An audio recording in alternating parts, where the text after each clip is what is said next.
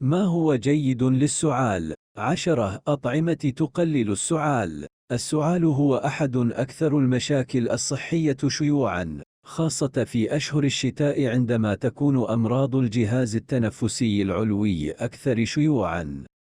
السعال هو رد فعل انعكاسي للجسم في حالة تهيج الحلق أو الجهاز التنفسي لطرد مواد مثل الغبار والبلغم والمواد الغذائية التي تسبب تهيجا في هذه المنطقة. من أجل طرد المادة المهيجة، يجب على الدماغ طرد الهواء في الرئتين. ينشط الأعصاب، وبعد هذا التحفيز يتم ضغط الهواء في الرئتين، ويدفع المواد الموجودة في الحلق خارج القصبة الهوائية ويطردها كالسعال. يعتبر السعال العرضي طبيعيا وصحيا، ومع ذلك فإن السعال الذي يستمر لعدة أسابيع أو ينتج عنه بلغم أو مختلط بالدم قد يتطلب عناية طبية. عندما يكون السعال شديدا جدا، يمكن أن يؤدي إلى تآكل الرئتين مما يؤدي إلى مزيد من السعال. وقد يعاني الشخص الذي يعاني من السعال المستمر من مشاكل صحية مختلفة مثل الأرق أو الدوخة أو سلس البول أو القيء.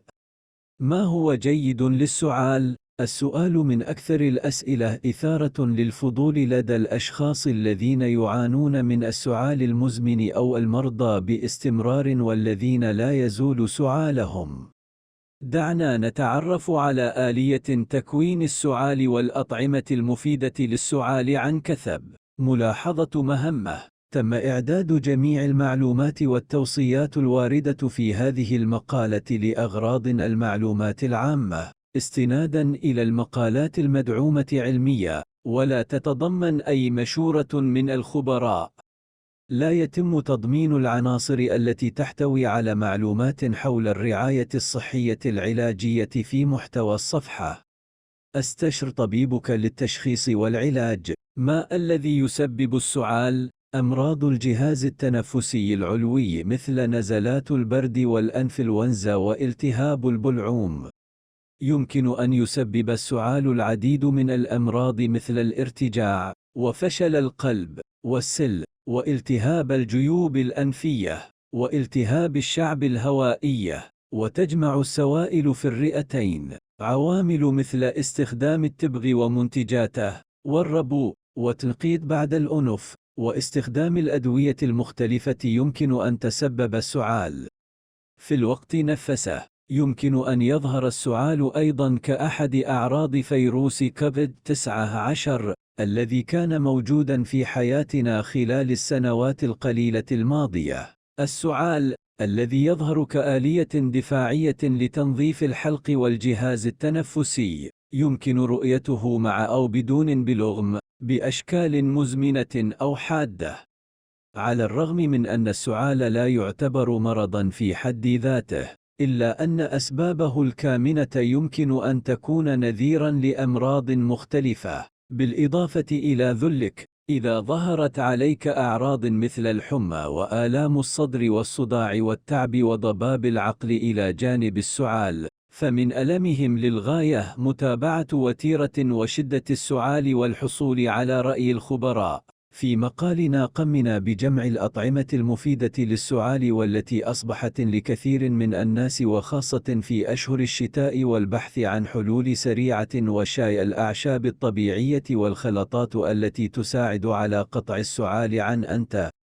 بمساعدة كل هذه الأطعمة وشاي الأعشاب والخلطات الخاصة، يمكنك الشعور بتحسن كبير والاسترخاء عند السعال. ما هو جيد للسعال؟ إذا كنت تعاني من سعال جاف أو بلغم أو سعال تحسسي لفترة طويلة وقد وصل السعال الآن إلى مرحلة تزعجك بشدة، أي إذا كان السعال يؤثر سلبا على نوعية حياتك، فقد تكون هذه علامة مهمة على أنك بحاجة إلى اتخاذ إجراء دون الانتظار لفترة أطول. إذا استمر السعال لأكثر من 3 أسابيع، إذا كنت تعاني من ارتفاع في درجة الحرارة وضيق في التنفس مع السعال، إذا كان لديك بلغم دموي أو إذا شعرت أن لديك بلغما أكثر من المعتاد في حلقك. إذا كانت وتيرة وشدة السعال تزداد تدريجياً. إذا كانت لديك طريقة علاج للسعال ولم تنجح،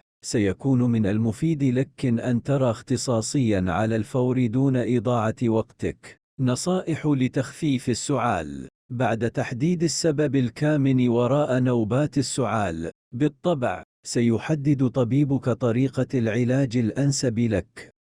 ومع ذلك، بالإضافة إلى ذلك، يمكن أن تساعدك بعض التغييرات في نمط حياتك للتكيف مع مشكلة السعال قصير المدى والمعتدل، وخاصة تلك التي تحدث أثناء التغيرات الموسمية، والتي تزداد في أشهر الشتاء، على تحسين نوعية حياتك عن طريق تخفيف السعال. كما نعلم جميعاً، يعد استخدام التبغ أحد أكثر أسباب السعال شيوعاً. لهذا السبب، لا تدخن أو تتواجد في بيئات تدخين، وذلك لمنع السعال والوقاية من المشاكل الصحية المختلفة التي قد تواجهها. تناول حمية غذائية كافية ومتوازنة. تمتلئ الفواكه والخضروات الموسمية على وجه الخصوص بالعناصر الغذائية التي يمكن أن تلبي الاحتياجات المتغيرة للجسم في كل موسم. يمكنك دعم مناعتك من خلال تناول الفواكه والخضروات ذات القيمة الغذائية العالية والغنية بالفيتامينات والمعادن، ويمكنك محاربة الأمراض التي تسبب السعال قبل ظهورها. أشرب الكثير من السوائل. تؤدي زيادة كمية السوائل في الجسم إلى تسريع الدورة الدموية وتساعد على إزالة الفضلات الأيضية والكائنات الدقيقة الغريبة من الجسم بشكل أسرع. استهلاك الكثير من السوائل، الذي يسهل عمل خلايا الجهاز المناعي ويدعم آلية التنظيف الذاتي للجسم، يمكن أن يساعد أيضاً في إزالة الجزيئات الدقيقة التي تسبب تهيج الحلق، وبالتالي تحسين السعال. إذا كنت لا تتناول الكثير من الفاكهة والخضروات ولا تحصل على ما يكفي من ضوء الشمس، يمكنك الاستفادة من المكملات الطبيعية للفيتامينات والمعادن التي يحتاجها جسمك. ابتعد عن الأماكن التي يتركز فيها الغبار والأوساخ. قم بتهوية مساحة المعيشة بشكل متكرر، سواء في الصيف أو الشتاء. يمكنك الحصول على مروحة لتنقية الهواء لتحسين جودة الهواء الذي تتنفسه. انتبه لأنماط نومك. تأكد من حصولك على قسط كاف من النوم لتنظيم وظائف المناعة وتجديد الجسم. تمرن بانتظام وتحرك. حتى التمارين البسيطة مثل المشي كل يوم يمكن أن تساعد في الوقاية من الأمراض المسببة للسعال عن طريق الحفاظ على صحة التمثيل الغذائي لديك. بالإضافة إلى ذلك، نظراً لأن الهواء الجاف في منزلك يمكن أن يجفف الجهاز التنفسي ويزيد من السعال، يمكنك أيضاً الحصول على الدعم من مرطبات الهواء لضبط مستوى الرطوبة. يمكنك تنظيم إفرازات الأنف وإرخاء الجهاز التنفسي عن طريق الاستحمام بماء دافئ أو أخذ حمام بخار. يمكنك الإكثار من تناول الشاي والحساء، مما يريح الحلق، خاصة في فصل الشتاء. ومع ذلك، أحذر من أن السوائل التي تتناولها ليست شديدة السخونة أو الغليان حتى لا تهيج الحلق. لا تنس أنه إذا استمر السعال لديك لأكثر من 3 أسابيع بالرغم من كل هذه الاحتياطات، يجب عليك مراجعة الطبيب على الفور. أطعمة وصفات طبيعية مفيدة للسعال. يعد الأناناس والعسل والجوز واللوز والسفرجل والتين والبصل والليمون ووركين الورد والزنجبيل والفلفل الأسود من أهم الأطعمة التي تساعد في تخفيف السعال وعلاجه. يمكنك إيجاد حل فعال لمشكلة السعال عن طريق تناول هذه الأطعمة بمفردها أو في الشاي أو كمزيج. يمكن أن تكون الأطعمة مثل الليمون والورد والزنجبيل مفيدة للغاية ضد السعال، خاصة عند تناولها كشاي. بينما يريح الشاي الدافئ حلقك، يمكنه أيضا دعم مناعتك بمحتواه، والذي يمكن أن يمنع بشكل كبير السعال الناجم عن المرض. على الرغم من أنه ليس بارزا مثل شاي الأعشاب والعسل، فقد استخدم البصل لسنوات عديدة فعال للغاية للسعال. يمكن أن تساعدك عصيدة البصل أو شراب البصل، اللذان يمكنك تحضيرهما بسهولة في المنزل، على التخلص من السعال بسرعة، نظراً لأن الفلفل الأسود من أكثر الأطعمة فاعلية. يمكنك تناوله عن طريق مزجه مع العسل أو إضافته إلى الحساء. إذا كنت تعاني من حساسية تجاه هذه الأطعمة، فاستشر طبيبك قبل الاستخدام. دعونا نلقي نظرة على الألوصفات الطبيعية للتخفيف من السعال، بما في ذلك هذه الأطعمة: شاي الفلفل الأسود. لتحضير شاي الفلفل الأسود، وهو مزيج مثالي لسعال البلغم، اخلطي ملعقة صغيرة من الفلفل الأسود المطحون حديثا مع ملعقتين كبيرتين من العسل، وأضيف الماء المغلي إليه. يمكنك تناول الشاي المنقوع لمدة 15 دقيقة بعد أن يبرد قليلا. خليط الليمون والفلفل والملح. في هذه الوصفة المصنوعة من الليمون، وهو من الأطعمة التي تحتوي على أعلى تركيز لفيتامين سي الذي يقوي مناعتك، نرش الملح والفلفل على حبات الليمون التي تقطعها إلى 4 ثم تأكلها هنيئة. بعد تناول هذا المزيج، قد تشعر أن تنفسك مرتاح أيضا. شاي السفرجل. اتركي قشر السفرجل، قشر التفاح، زهرة الزيزفون و3 بذور سفرجل لينقع في الماء المغلي لمدة 10 إلى 15 دقيقة. بعد مرور هذا الوقت، صفي الشاي وضيفي ملعقة صغيرة من العسل وأشربه. يمكنك تناول هذا الشاي في الصباح والظهيرة والليل. شاي ثمر الورد. أغلي شاي ثمر الورد، وهو من أكثر الفواكه المفيدة للسعال، والغني بفيتامين سي، في الماء في إبريق شاي مغلق. بعد إخراجه من الموقد، إذا لم تكن لديك حالة حساسية، أضف إشنسا ولحاء القرفة لجعل الشاي أكثر فعالية.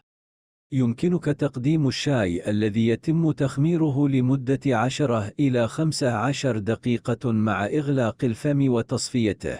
عصير أناناس بالعسل. هذا المشروب المصنوع من الأناناس، وهو مساعد مهم للغاية خاصة للرئتين الملتهبة، مفيد للسعال الربو.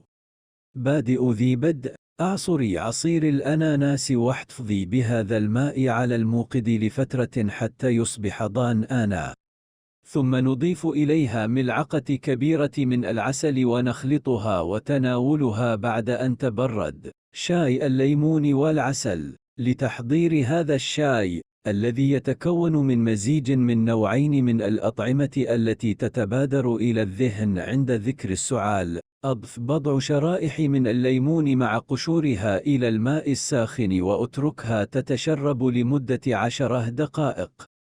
أضف إليه بضع ملاعق من العسل واستهلكه ساخنا أو باردا. ومع ذلك، فإن شرب هذا الشاي الساخن يمكن أن يريح حلقك أكثر، ولا يزال الخيار لك. شراب البصل. قد لا يبدو الاسم جذابا لك، لكن البصل يساعد في الوقاية من السعال. لتحضير هذا الشراب، قطعي البصل إلى شرائح.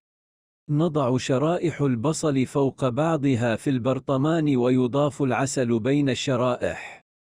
بعد ذلك، اتركي هذا الخليط في مكان جاف مع إغلاق فمه طوال الليل.